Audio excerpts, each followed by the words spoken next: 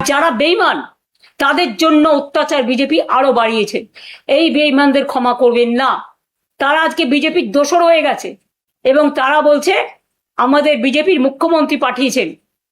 তা এত ছলনা কেন?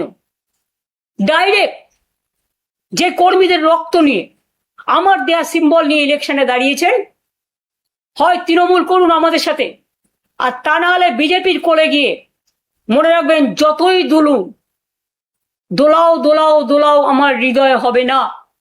ওটা নিষ্ঠুর, ওটা পৈশাচিক, ওটা নিজের পরিবার আর সম্পত্তি বাঁচাবার জন্য অমানবিক, দানবিক। এখনো সময় আছে। বিজেপির কোলে আশ্রয় না নিয়ে নিজের ঘরে ফিরে একবার পরিবারকে প্রশ্ন করুন, একবার মানুষকে প্রশ্ন করুন।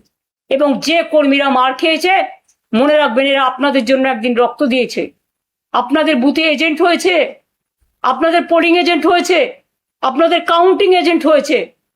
ফিরে তাকান এই বর্বরতার দিকে। বেঈমানদের কথায় বেঈমানি করবেন না।